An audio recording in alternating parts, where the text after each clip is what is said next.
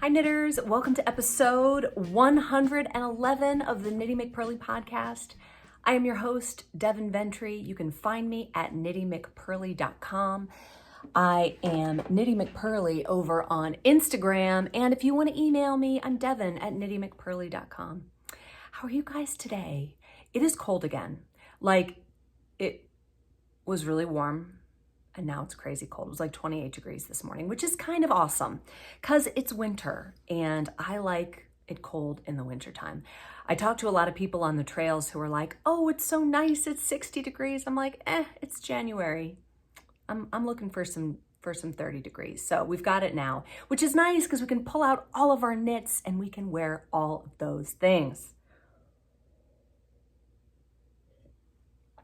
So last Sunday, my Lent calendar went on sale and it sold out in 54 minutes. So thank you so much to all of you who came out and pre-ordered one. I really, really appreciate it. Those are going to ship out on February 6th because that gives me a whole week after the retreat to get them fully pulled together and get them labeled and, take them over to the UPS store and ship them out. So I'm planning on shipping those February 6th. If you see the label printout before that, that's when they're going to ship, is on the 6th. So, in case you are new to the podcast, I have a retreat that is in a few weeks. It's in less than 3 weeks. Oh my gosh, it's in 2.5 weeks. Insane. So, some of you are coming, and those of you who are new, maybe I'll have more in the future. We will see. Running a retreat is so much more work than you think. And if you've ever planned a big event, then you know it's a lot of work because there's so many details involved in planning a weekend's long event. It's actually, it's not really 4 days. It's like it's like Thursday night, 2 full days, and then Sunday morning. And I am focused on being as zen as possible about this whole thing because I am going to try my absolute best to make it as amazing as it possibly can. And after that, I'm just going to let it go. And I'm not going to stress about it because it's going to be great. It's going to be fun. We're going to have a wonderful time just by virtue of being in a place that is not our own house, with not our own families, surrounded by a bunch of knitters. That alone is going to be amazing. That's what the retreat is. So everything else is just icing on the cake. And it's all going to be great. Okay. Progress and shop news. I have been very busy getting everything ready for the retreat. So I just got done saying, I'm fine. It's all going to be great. But really, I have been working tirelessly behind the scenes trying to make this thing awesome. Also, I want to have my shop stocked so that if people want to buy yarn while they're there, they can do that. Of course, you can always pre-order it on my site, but I do want to have some there. I have a new color that I am debuting at the retreat. I have new balms that I'm debuting at the retreat. It's a lot of stuff to get together. I've also been planning my class, which is going to be really fun. I'm teaching a class on how to design your own sweater. Not like, do you want to be a knitwear designer, but like how to start from an idea in your head and design a sweater for yourself without a pattern, that kind of thing. So that's been really fun. Oh, I have a question for you. This is kind of an important question. So I have a small pool of tech editors that I use. I have like a main one, and then I have some kind of backup tech editors for the times when my regular editor is busy or whatnot. All of my tech editors disappeared at the same moment. Like, for different reasons in their own lives, they had things going on and they were taking a break from tech editing. And I am at a crossroads with tech editors because I don't have one right now. I'll try and say this in code and you can kind of decode it in your own mind, but I am a person in the community that not everyone likes for whatever reason. I don't know. I think I'm nice. I don't know why people don't like me, but some people don't. So I kind of have to be careful with my tech editors. I have been burned in the past.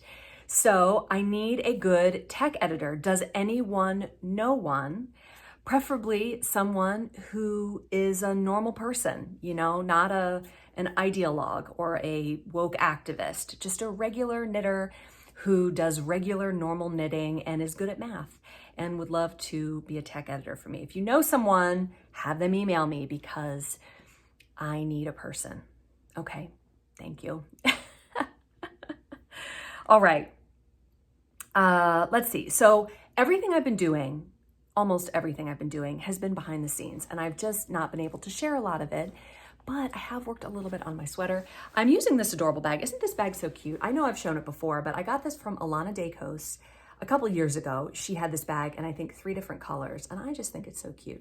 This fabric you could get at fabric.com for a while, and I don't think I've seen it there recently because they do shuffle through fabrics. You know, things will be available and then they're not. But I have been working, just gonna back up a little bit so you can see.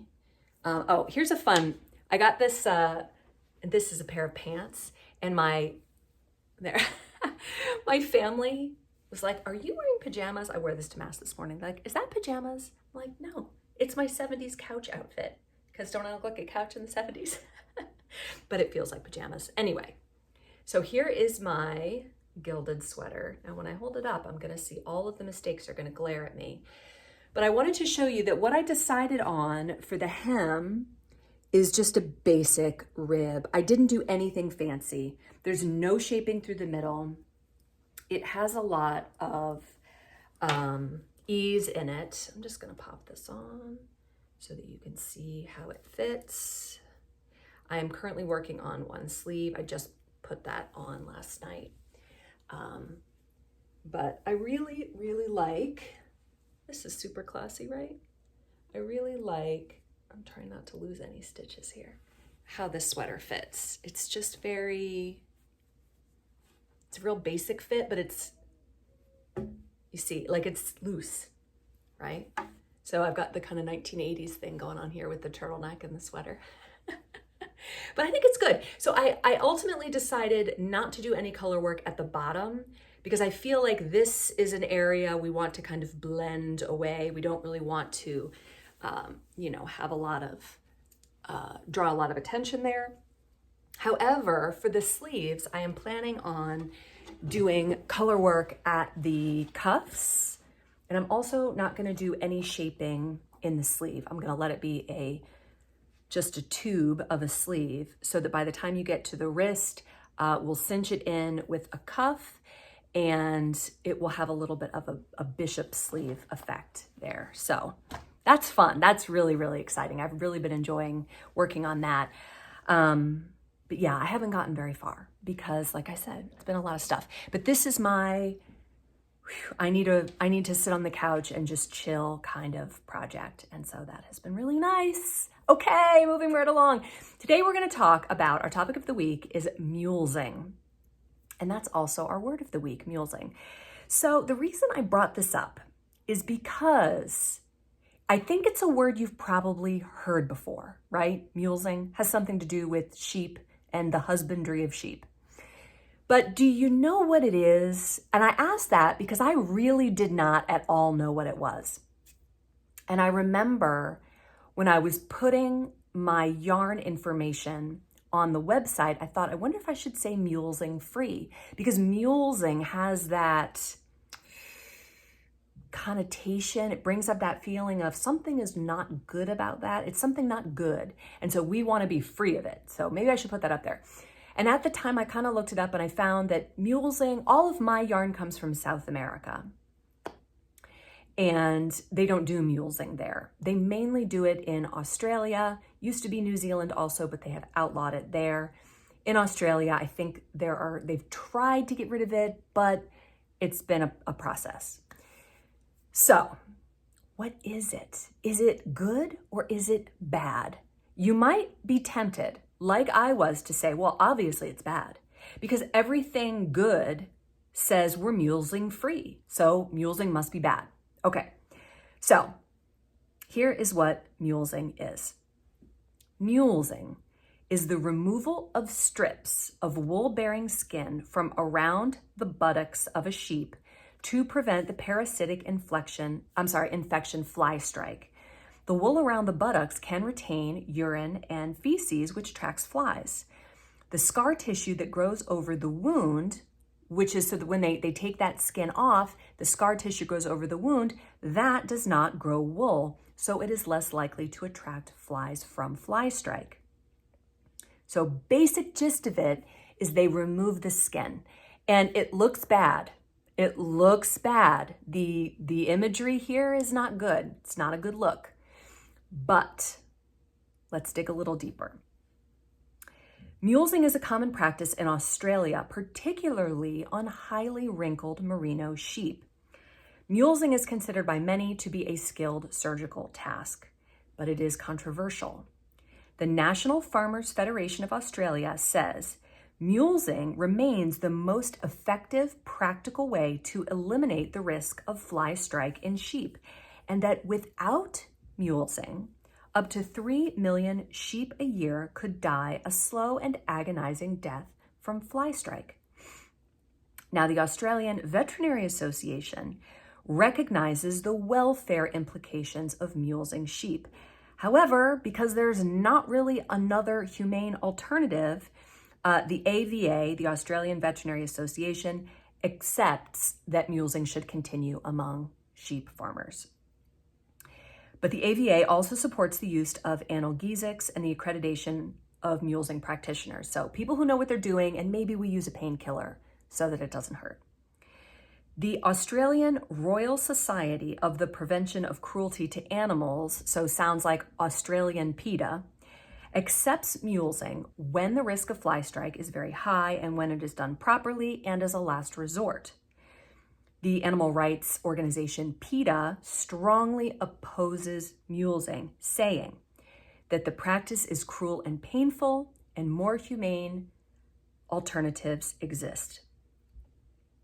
So, in 2009, the Australian wool industry scrapped their earlier promise that they made in 2004 to phase out mulesing. So 2004, they're like, we're going to phase out the mulesing. By 2009, they're like, we're not doing that. New Zealand began phasing out mulesing in 2007, and then the ban went into effect in 2018. So let's talk about this blowfly and the problems specific to the merinos, because we like merino. Merino is something that we like. The Australian sheep blowfly, which is an invasive species of blowfly that originally came from South Africa, but it's in Australia, which is why they do the mulesing there. I guess they don't have this problem in South America, so that's why they don't do it there. Because this blowfly affects many sheep in Australia, that's why they adopted this process. So in the late 19th century, late 1800s, again, Victorian period, the merino sheep in Australia were crossbred with a loose-skinned merino sheep from Vermont. This resulted in such an amazing fleece that it caused their skin to wrinkle even more because there was so much fleece that their skin got very wrinkly. So that, combined with the popularity of merino in the 20th century, led Australian sheep breeders to continue selecting for the thickest possible fleeces. That all makes sense, right? This lucrative trait, the thick fleece, often meant that the thick, wrinkled wool on the sheep's butts readily attracted and held dirt and feces, which was very attractive to gravid female blowflies. So the female blowflies, now this is interesting, seek out sheep with wounds and soiled wool to lay their eggs. So you might be wondering, like I was, so how is mulesing helpful? Because you're creating a wound where the blowflies are just going to want to go and hang out. Well, the reason that that's not a problem is that the blowfly, like everything else in nature, has a season.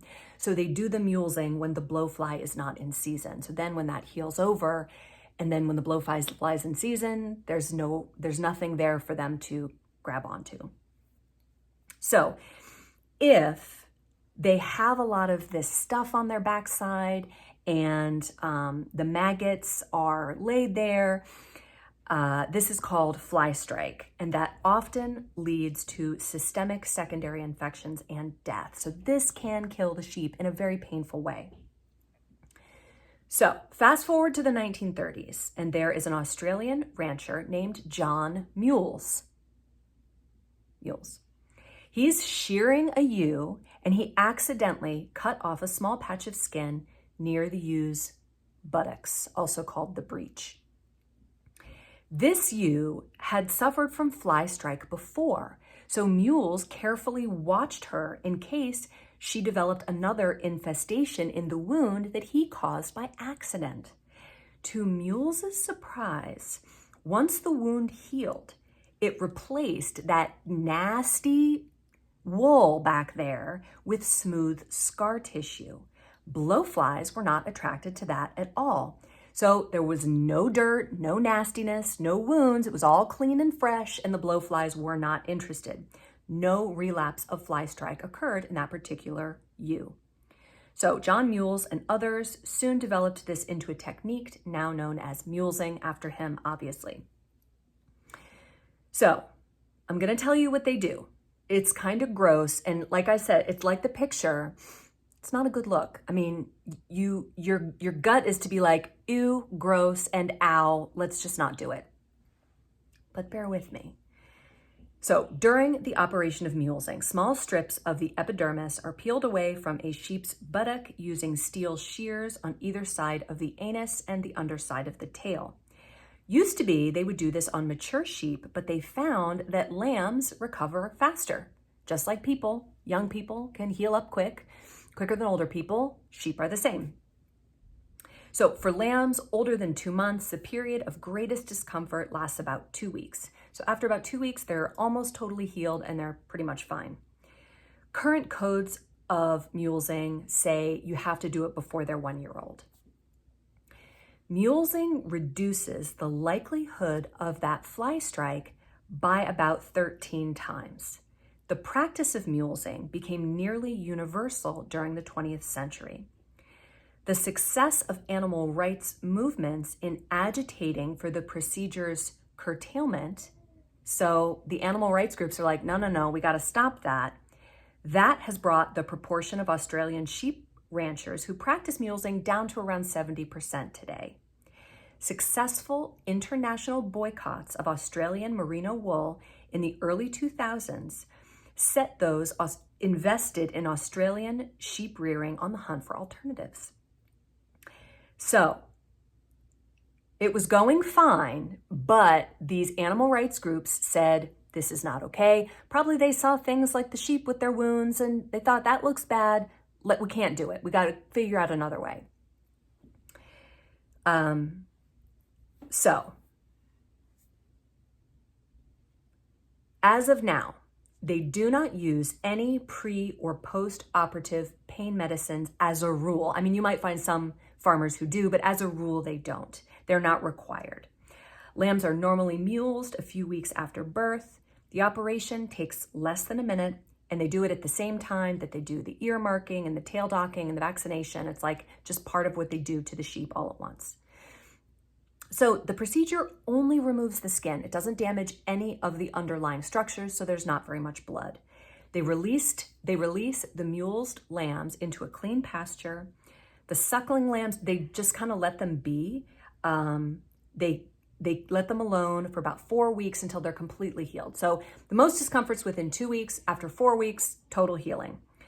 And they obviously don't do it during the fly strike season. So when I read about this, it reminded me of Mike Rowe talking about when he did lamb castration on Dirty Jobs. If you haven't seen him tell the story, Google Mike Rowe lamb castration and you can hear him tell it. He's hilarious. He tells stories so well and he's just so funny. But the gist of it was, you know the premise of Dirty Jobs, where Mike Rowe goes and he does some kind of, unpleasant job like cleaning out septic tanks or sewers or, some kind of gross job that people do and that he wants us to know about, that makes civilized life possible for the rest of us. So one day he's going and he's going to castrate lambs. So the night before, he said it was unusual that he did this because normally he walks in blind. They don't do 2 takes. He walks in blind, he gets the directions, and he does whatever the thing is, and whatever funny things happen along the way, that's the show. But he was concerned going into this lamb castration that maybe there was going to be a good way and a better way, and he didn't know. So he starts researching it, and he calls up a few places like PETA and the ASPCA and all these places. And they basically say that the way to castrate a lamb is you tie a rubber band around the tail and around the scrotum. And after a certain period of time, those things will fall off. And this is the humane way to do it. Even PETA said, we don't like it, but that's the humane way to do it. So he goes into the filming expecting that to happen. And so it happens so fast. And you should hear him tell it because it's so funny. But it happens so fast that before he even realizes what's happening, it's over. But basically, the guy who's the farmer takes a knife and he cuts the thing off the tail, cuts open the scrotum, and he leans down and sucks the testicles out. And Mike's like, oh, that's not what's supposed to happen. So the sheep farmer humors him and he says, okay, let me show you what happens when we do it your way. And so he tries the rubber band thing, and the sheep is in obvious distress after he tries the rubber band on the scrotum, ties the rubber band on the tail. The sheep falls down, gets up, falls down, and is just cowering and shaking. The sheep who had been treated in the farmer's way just was running around acting like a sheep. And when I heard that story, my thought was, we should leave animal husbandry to the farmers because they know what's good for the animals. We, people standing at a distance who see maybe something we don't like a picture of a bunch of lambs that had just been mulesed, can say, oh, that's inhumane, can't do that. But who are we? I mean, we don't know, right? So when I think about something like mulesing, I guess I feel like the farmer knows the best thing to do and we should leave it to them. So that's my take on it. You can feel free to form whatever opinions you want. If you don't live in Australia or near Australia, then it's probably a totally moot point for you because here, Australia is like as far away from me as you can get and still be on the earth. And so we don't get a lot of stuff from Australia because it's just so far away. We tend to get more things from South America, and apparently they don't have this blowfly down there. But if they did, I think I would be okay with the mulesing. Seems like a little pain relief might be a good thing, but I would leave that up to the farmers because they know best. So that's just me. All right, moving right along. Knitting fantasies. You might have noticed that in the past few weeks of Knitting Fantasies, I have highlighted several vests. And every time I highlight a vest, I'm like, I would knit that right this second. And I just feel like I need a vest. I feel like I need to knit one of those. They're back in style. They are comfortable. They're warm without heating you up too much. So today I went on Etsy and I picked a bunch of vests. My original plan was to choose from many different designers, but what I ended up doing was I found a designer that made a great vest.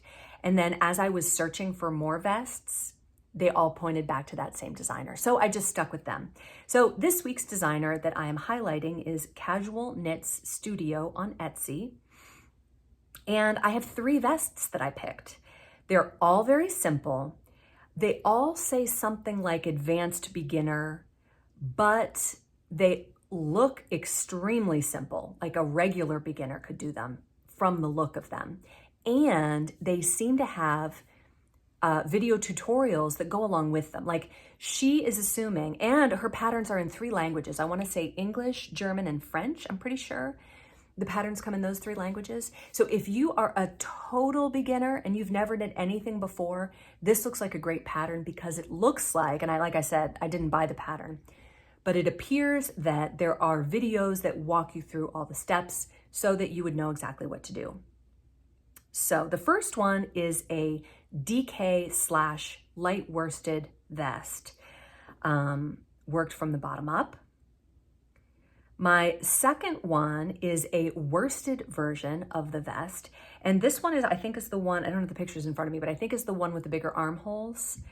And then there is a third one that is a chunky version. So she has lots of different vests, and there's more vests than this. Like if you want to go find some vests, you can find them from her. But yeah, so if you have anybody who's like a total beginner and wants to learn something, or if you just want to lay back and have somebody, you know, spoon feed a pattern to you, this looks amazing. All right. Comments roundup. I got so many good comments last time. I'm not going to be able to read all of them, but I will read a few of them. Libby Sneeden says, I don't do resolutions because we were talking about New Year's resolutions. She says, my thought process is that if something needs to change or be improved upon, it needs to happen now. Me too. That's how I feel too. There's less commitment when we wait to do it. Cool. All right. The selfish knitter was reacting to I have it downstairs, to my gumdrop hat where I just tied the ends together on the inside and then just snipped them and you really can't see it. And she wrote, whispering to myself, I could have just tied the ends together. If you wove those ends in, rest in the knowledge that you did it properly. But I think that if you're knitting something that has a wrong side that's always on the wrong side, like a hat, just tie the ends together. Why not? Selfish Knitter says, I'm so glad you are continuing to podcast, Devin. Yours is one that I keep up with every week. And I'm really looking forward to seeing your actual size face at the retreat. Me too. I'm planning to read the 7 Habits this year, but you made me think that perhaps I should read Atomic Habits first. I bought it when it was first released, but have only skimmed the table of contents and intro so far. Yeah, no, Atomic Habits is a great book. I really, really enjoyed it. I haven't read 7 Habits of Highly Effective People in a long time, and I should probably go back and listen to that one again. Always Yarn First says, I love that yellow striped sweater so much, and your weaving is gorgeous. I can't wait to get our loom to play with it. Yeah, super fun. I had a great time weaving. Those of you who skipped my Christmas episode because it looked like it was all about weaving, go back and watch it. It's a really good one. Like, it has a lot of really good stuff in it, and it's not all about weaving. But the fact that it was one of my least popular podcast episodes leads me to believe that you guys are less interested in weaving than you are in knitting. So, point taken. Lisa Long, who has a yarn store out in California, says, Devin, I got your advent calendar this year for the first time. I knitted the accessories for my mother-in-law, who is in an assisted living facility and is always cold. She loved them. Hoping to get your Lent calendar in the morning, fingers crossed. Lisa, I hope you got one. Like I said, those will ship out on February 6th. Okay, so here's what happened. This week, So Here's What Happened is a wonderful story from my knitting soul sister, Sherry. This is a great story. I feel like a lot of you will be able to relate to this story. I grew up in a different decade, but I can still relate, because I think it's a universal thing that she shares in this story. And Sherry writes so well. So here is Sherry's story. Every week, I eagerly await Devin's Knitting Fantasy segment. I really enjoy seeing the beautiful pattern treasures she finds and learning what interests her. This got me thinking about my own knitting fantasies, which mostly center around Fair Isle, which is on my knitting bucket list. This musing led me to my all-time biggest knitting fantasy. It is actually bigger than a fantasy. It's more of a quest, like a Knights of the Round Table quest for the Holy Grail kind of quest. I mean no disrespect for the Holy Grail or the knights who sought it. I simply mean I have sought a particular knitted garment for lo these many years. There has never been a knight with more dedication to his quest, nor passion for the object he longingly searches. I hesitate to say how many years I have spent on this quest, because then everyone will know how old I am. Please just take my word for it that I have been in this hunt for longer than most of you have been alive. That's not true. Sherry's not that old. So, would you like to know what I have searched for most in my knitting life? Okay, here's what happened. Isn't she so good? She's so good at writing a story. Do you remember the year when you graduated from elementary school and went to junior high? I think they call it middle school now, but when I went, it was junior high. Over the course of 3 short summer months, you leave childhood behind and put your toes, so to speak, into the sea of adulthood. Everything is so different, and for me, it was doubly so, as I had spent my elementary years of education in a private Christian school. That year, at the end of the 60s, I went from the very sheltered atmosphere of teachers and staff who loved the children under their care and the children themselves, who I had known all my life and were like my family. Well, that was what I left in May. But the day after Labor Day, I was thrust into a huge school with classes with at least 60 teens, bells ringing in alarm every 45 minutes. Lockers and lock combinations, crowds of noisy teens surging through the hallways like salmon trying to swim upstream to find the next classroom, teacher and subject. Noise and chaos replaced the peaceful orderliness of my former school days. I wanted desperately to fit in, didn't you? I wanted to be Patty Duke of Glen Ridge Junior High. Or better yet, I wanted to be like Gidget with her cute outfits, surfboard, and high school friends. Sadly, I was no Gidget or even Patty. Neither was I. Let me be frank, I was a clod. Not kidding. Too tall and too thin. Yes, back then you could actually be too thin. Childhood's gorgeous olive complexion had over the summer morphed into angry red acne. My hair was too short and my clothes were all wrong. I feel like my 70s throwback outfit is maybe slightly off for this story, but kind of on also. I did not even plan this and I didn't even realize it until just now. Okay, back to the story. Sherry says, I felt like everyone was staring at me and not in a good way. Weeks passed and I slowly learned my way around and looked for a group of girls to be friends with. There were basically 3 groups. One group was the popular girls. Their parents belonged to the country club. They went to cotillion, had perfectly straight, shiny white teeth, smooth complexions, and had the best clothes. So they were called the Gants, after a popular shirt brand of the era. The second group was the opposite of the first group, and they were called the Grits. They were the kids that always got in trouble. They were the rough kids. They smoked in the bathrooms, skipped school, kissed behind the bleachers, and generally got into trouble. I did not have a financial backing for the first group, and I did not have the temperament or the rebelliousness for the second group. So I found myself drifting into the third group, the largest group, those of us who did not belong anywhere. We were not good enough for the Gants and not bad enough for the Grits. We were such a sad group. We didn't even have a name for ourselves. It was a hard place to be. I feel like almost all of us were in that group. Because even though it didn't feel like that at the time, the popular group was like a really small group. And the rebellious group was a really small group too. The rest of us were just normal kids being normal. But at the time, you don't feel like that. It feels so much more serious at the time. Sherry says, I longed to be a Gant. They were so pretty, so confident, so happy.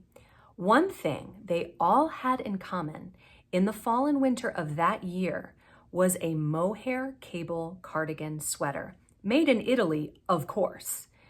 These were beautiful garments that were in shades of pastel pink, sky blue, or sunny yellow. They were soft and fluffy and all around gorgeous. I believed that if only I could have one of those sweaters, I would magically transform into a Gant, or at least I could blend in with them. Christmas was coming soon, so I laid my plans for a campaign to find a mohair sweater under the tree. Having outgrown Santa, I considered each of my relatives and how likely they were to act on my Christmas wish. I quickly settled on my maternal grandmother, the one in my last story that taught me how to knit. Every year, she and my grandfather gave me one beautiful outfit and a book. One evening, she and I were in Ivy's department store, which was Orlando's answer to New York's Macy's. While shopping, we passed a table with a pile of folded mohair sweaters in gorgeous colors. Even now, I can remember the longing. I confided in my grandmother of my desire for one for Christmas. She did not promise, but said she would think about it. Was there ever an adult that did not tell a child, "I will think about it" when asked for something? Sigh. For the next 2 weeks, I was filled with anxiety, hope, joy, all in turn. It was the most anxious Christmas of my life. Well, on Christmas Eve, I went to my grandparents' house, as we always did, where we exchanged and opened gifts. I held my breath as I was handed a gift that was just the right size, shape, and weight of a sweater. My grandparents would not let me rip the paper open. Oh no. They saved the paper from year to year, a policy that had been established during the Depression. My grandfather would get out his pocket knife and carefully, slowly, almost surgically remove the tape from the paper with no damage, and then hand the package back to me. I removed the paper, lifted the lid, and folded back the tissue. And there it was. A mohair cable knit cardigan from Italy. Extreme joy. Oh, wait. What color was that? Joy quickly turned to despair, for it was not pastel pink, nor sky blue, nor even sunny yellow. This sweater was the most hideous, pukey shade of green ever to have been foisted upon yarn. It was a sort of pea green or chartreuse green with a dash of vomit green thrown in. It was just yucky. How could I ever blend in with the Gants in that sickening green? I guess my face said what I had been brought up not to say. My grandmother immediately told me that she had gone back to the store to get my sweater, and the tableful had been picked over, and what was left was this one. Of course, I said I loved it and that it was wonderful. The first day of school after the holidays, I wore it, hoping maybe no one would notice the horribleness of the color. They must have, because as I arrived at school, a member of the third group. They must have, because I arrived at school as a member of the third group and left in the same. On my way home, I passed a high school girl in the neighborhood. As I walked down the sidewalk, this girl, whom I had never met, stopped me and asked me why I was wearing a mohair sweater when it was 80 degrees outside. Remember that this is Florida. Well, duh, if I waited till it was cold, I would never have been able to wear it at all. She obviously did not know that all the Gants wore them. Then she told me that it was the ugliest thing she had ever seen. Her words were a knife in my barely teenaged heart. I was crushed. I went home and hid it on the floor in the back of my closet and never wore it again. The next year, those sweaters were no longer in style. Something else had taken their place in the hearts of junior high girls, but not mine. I was true to my first love. but they were nowhere to be found, and years of fruitless searching went slowly by. I have shared my story of how I became a knitter, but even after I learned to knit, I felt that I could not master the cables, and besides, I couldn't find any mohair. When I gained experience and felt I was ready to try making my heart's desire, I couldn't find a pattern that I was looking for. Finally, Classic Elite came out with a book that had a pattern in it for a longish mohair cardigan with cables. Yay! I bought the book and the recommended mohair yarn, La Gran, which was pricey, and I went to work. But even though I mastered the knitting of the pattern, it just didn't look right. It was too thick and heavy, more like a jacket than the soft, fluffy sweater of my dreams. I tried re-knitting it with ever-increasing needle sizes to get the fabric just the way I remembered it, but to no avail. I worked on this for so long that my nickname in the knitting store was Mohair Sherry, and everyone at the knitting table laughed whenever I bought a bag of new yarn because it was always pink. Then one day I was in a knitting shop and I heard someone say the words, kid silk mohair. My ears perked up and I asked the shop owner what it was. She explained it to me and told me there was a lot of it in the back room because it did not sell well in Florida. I went to the back and a new world was waiting there for me. More experimentation, more failure. Whereas before the fabric was too thick and stiff, now it was too flimsy and more holes than yarn. I did not give up. Oh no, not Sherry. I don't think Sherry would ever give up on anything. She is so determined. I love it. Each time we were transferred, there were more knitting shops, more classes, more experimentation. Then I discovered a new route to my dreams, a shortcut, so to speak, eBay. I found that there were many of these sweaters on eBay. Most of them were from an earlier time period in the 50s. I bid on several over the next year, but each time I received one, it either had moth holes or was worn out or was faded on the back. Also, let me just tell you, women were built differently in the 50s. Even if it measures your size at the bust, it is bound to be way too tiny in the waist or too short, or the armholes will be too tight or the sleeves too short. Even though I have a small frame, I just could not find one to fit me right. Either the buttons were pulling too tight in the bust or too tight in the waist, or if those fit, I was sure not to be able to get my arms through the armholes. After spending several $100s and nothing to show for it, I gave up on eBay. In the last few years, I have made a new discovery on my journey. A designer who was new to me, Kim Hargreaves, has published many patterns that call for kid silk haze held double. I have found that this gives me just the right fabric. However, now I am unable to find a true pastel pink. Everything that is called pink seems to be more of a peach or lavender. I will just have to bide my time, I guess, until true pastel pink comes back in style. I have been on this quest since my first year as a teenager, and I am now a grandmother.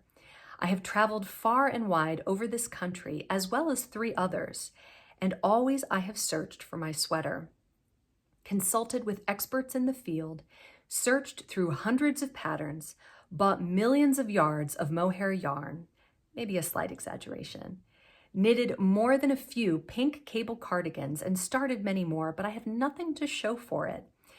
I really do not quite understand why I am still searching. After all, I am a happily married woman, mother and grandmother. I'm no longer too tall, certainly not too thin, and my acne, I am happy to say, has cleared up. I am content with where I find myself in life and feel no need to fit into any group. The sweater is no longer needed for confidence nor camouflage, but I think there must still be a bit of that young girl inside me, the part that longs for just one life-changing garment, a soft, cuddly, pastel pink mohair cable cardigan. Isn't that a great story? Like, you feel all of the emotions as you listen to it. Like, you're just like, wow. Sherry can tell a mean story. She really, really tells it well. And when I feel like I might have asked her for a picture and she sent me this picture. And this is a picture, I think, of the actual one or one like it. And I also suggested Bougie to her for a pastel pink, but the one that she has in mind is more pink than Bougie. I don't have it up here, but Bougie is more, it's very pale pink. But I get it. I get it. I feel like there is that young person inside of us who still wants to, I don't know what, I guess just have the confidence. And even though we do have it, because as you get older, as you know probably, you just have more and more confidence and you just care so much less. Like I will do or say or wear something and my daughters are just like, oh my gosh, Mom. And I'm like, I do not care at all. And that is one of the beautiful things about getting older. But I get it. I get that. I just want that thing that I needed at that moment. I just want to have that sweater. So I totally get it. It made me think about what my things like that were. I don't know if any of them are knitted, but anyway. Thank you, Sherry, for your amazing knitting story. Please, the rest of you, send me a knitting story. I would love to hear from you. You can type it out and I will read it. You can send me a video. You can send an audio recording. I've now done all 3 of those things and they work out amazing. So send me a knitting story. I love sharing your stories. And I'll see you here next week. All right, bye knitters. Have a great week.